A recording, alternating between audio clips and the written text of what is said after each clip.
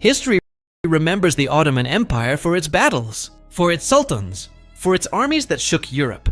But history rarely talks about silence, because the most powerful decisions of the empire were not shouted on battlefields. They were whispered behind locked doors. This is the story of a silent empire, hidden inside an is. The harem was designed like a fortress. Narrow corridors, hidden chambers, guarded entrances, no windows to the outside world. Every architectural choice served one purpose: to isolate power and concentrate it. The Sultan ruled the empire, but the harem ruled the Sultan. Education before beauty. One of the most ignored truths about the harem is education. Women were not chosen only for beauty. They were trained to think. Inside the harem, women studied Ottoman Turkish, Persian poetry, Islamic law, court etiquette, history, music and diplomacy. Some became fluent in multiple languages. Why? Because an educated woman was more useful than a beautiful one. She could advise, she could persuade, she could influence. The rule of isolation. Once inside, a woman was cut off from the outside world. No family contact, no past identity, no future beyond the palace. Isolation created dependence, and dependence created loyalty or desperation. The harem controlled not only bodies, but minds. The Sultan is a prisoner. The Sultan was the most powerful man on earth. Yet inside the palace, even he was restricted. He could not marry freely, trust openly, might move without being observed. His meals were tasted. His letters were screened. His relationships were monitored. The harem existed partly to protect him, and partly to control him. Women who never met the Sultan. Hundreds of women lived entire lives inside the harem without ever seeing the Sultan. They served, learned, waited.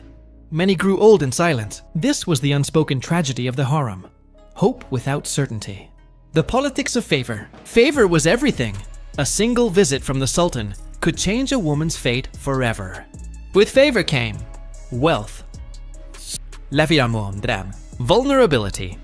Women competed not loudly, but carefully. Children born in the harem were not safe. They were assets. Princes were potential rulers and potential threats. From birth, they were watched. Who supported them? Who opposed them? Who would benefit from their death? Even childhood was political. Later, Ottoman rulers abandoned fratricide. Instead, they used confinement. Princes were locked inside palace apartments known as the cage. They lived isolated, surrounded by servants, cut off from reality.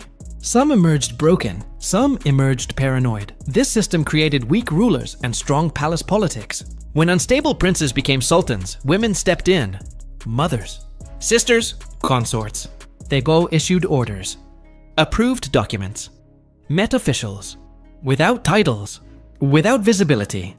The empire continued because they made it continue. Rumors as a weapon. The most effective weapon in the harem was rumor. A whispered accusation could destroy reputations, end careers, mark someone for removal. Truth mattered less than belief. Rumors traveled faster than facts. The eunuch network. Eunuchs controlled information. They thought delivered messages, watched interactions, reported behavior. Their loyalty was crucial. A single eunuch could protect a woman, destroy a rival, change succession. They were invisible kings. Foreign eyes inside the palace. Europe feared the Ottomans, but Europe also studied them. Foreign intelligence reached the harem through gifts, jewelry, servants, letters. Some women became sources, not traitors, survivors. When morality became an excuse. As the empire weakened, criticism grew. The harem became a convenient target. It was accused of excès, corruption, decay. But these accusations ignored reality. The real problem was structural decline. Blaming women was easier than reform. By the 19th century, the empire modernized. The palace changed. The harem lost influence. Walls became symbolic. The silent empire faded. The Ottoman harem was not a place of indulgence. It was a system designed to manage succession, to protect authority, control power. Its scandals were not moral. They were political. And its greatest secret? Women did not destroy the empire.